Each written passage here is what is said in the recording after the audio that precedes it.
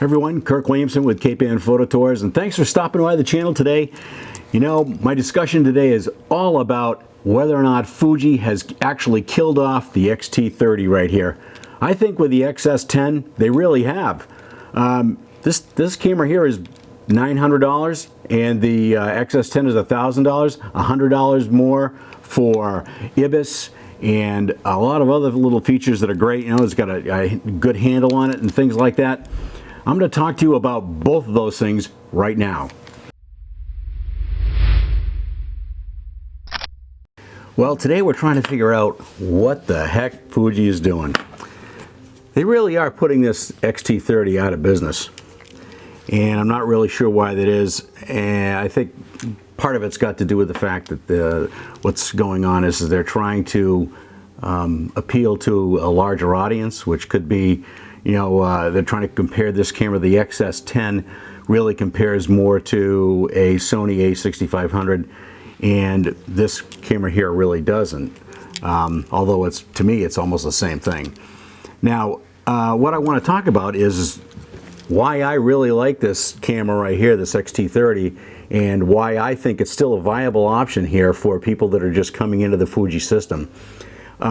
One of the things that I wanted to talk about is that this right here, I don't know if you can see it or not, but this is an external grip that Fuji made for the X-T20, and I'm not sure if it's out for the X-T30 or not, but it fits the X-T30 perfectly. But it's an expensive little item. This thing costs, I don't know, like $110. It's ridiculous, and that's used from B&H. But you can also get the same thing for the X-S10, and the X-S10 also has a half case, which is really, really nice option. But really the biggest thing here is that Fuji is pricing this camera right here out of existence, because the X-S10 is $1,000 and this is $900. Now, it also depends on what lens you buy it with, if you already have lenses or not. But honest to goodness, I think this camera right here is, the handle and the feel of it, especially with this little grip that I put on here, is much better than the X-S10. The X-S10, that grip that you have, it's not as, it's deeper this way, but my hand fits this much better than the X-S10 that I tried out. But what I'm going to do is I'm going to go through a few of the different options, or I should say options, a few of the different things that are available on this camera that are not available on the X-S10. Great feature is the auto switch right here, which you, in any mode you're in, still or video, just flip that switch and you go right to an automatic exposure, which is perfect. The first one is the bracketing feature. This has two bracketing, as you can see, two settings for bracketing right here, and I typically have one set up for my exposure, and the other one I have set for film simulations, and I can go in and change that anytime I want. As you can see, there's two bracket setting adjustments here, and when you go over here you can pick which one you want. So what I've done is I've gone and I've picked the exposure bracket for the first setup. So I'm going to go down here and I'm going to make my adjustment as to how I want this to be set up. So I want this set up as 3 frames of bracket. So I've got this set up at 3 frames and 2 steps, which is 2 stops.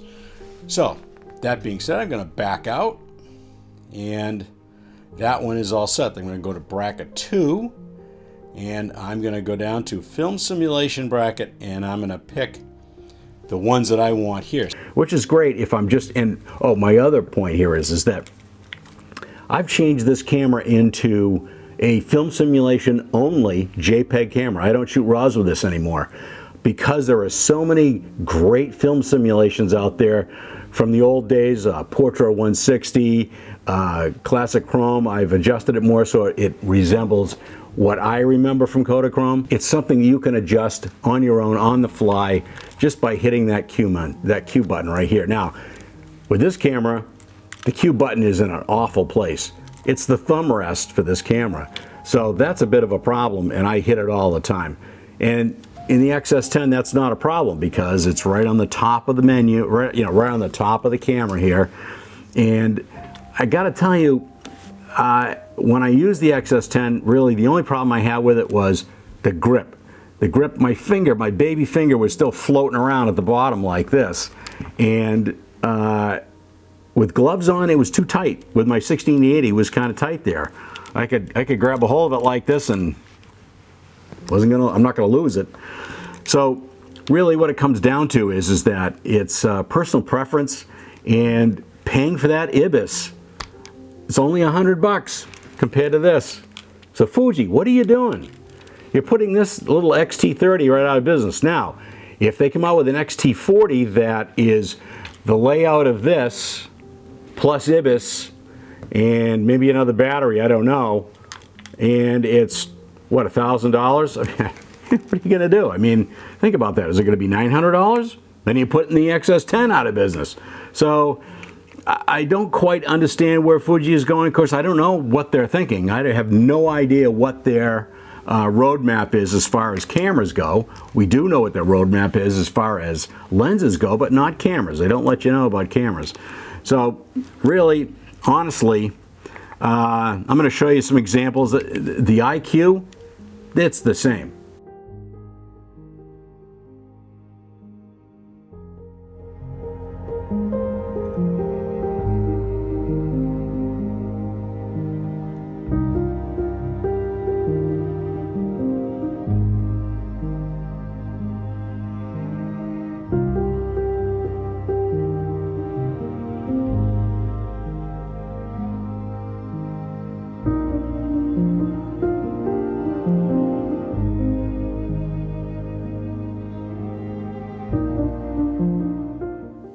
Absolutely the same. The image quality is just as good because I think the sensor is the same, isn't it? Same as it's the same sensor that's in the X-T4, and I think that's the same sensor that's in this. So really what we're looking at is we're looking at that Fuji has decided to put this camera out of business. Is it coming out with an X-T40? I don't know. I'm pretty sure they will be at some point, or they're going to completely delete this line. Now, you might have something to say about that, so leave a comment if you would. And by the way, thank you so much for watching this channel. I really appreciate it. Last video has just been going great, and we're getting a lot of views and a lot more subscribers. So I'm not going to buy the X-S10, although I would like to use it as a video camera just because of the flip out screen. But I'm going to continue to use my Canon M50 for that for the time being. I don't have an X-T4. I have an X-T3. I just don't want to drop the extra money on it. The lenses, the OIS in the lenses is outstanding, and I see no reason to go all crazy with the IBIS because it doesn't increase the way things move up and down. Yeah, it changes at that because it's a 5-axis stabilization, and the lenses aren't that. But you know what? When I'm shooting, I'm not worried about this because I'm not walking. I'm stationary. So IBIS, maybe shooting video it helps, but for stills, no, it's not that big a deal. You can shoot maybe a half a stop, maybe a stop lower, but I don't think it's not that big a deal to me. I can shoot down to the 15th of a second with this camera right here, the X-T30, and you put the 16 to 80 on it, and I get down to 1/8 of a second, 1/4 of a second maybe. So really, it's with this lens on here, this is not a stabilized lens. So the fixed focal length lenses, 15th of a second. Maybe with the 90, no, not 15th of a second, but with this 35, yes. And with the 16-1.4, which I'm shooting with right now on the X-T3, maybe down to a 15th of a second. If you like this video, please give me a like and a thumbs up and subscribe and hit the notification bell and all that stuff. And if you leave a comment, that would be great. Let me know what you think. That's awesome. So until next time, we'll catch you next time.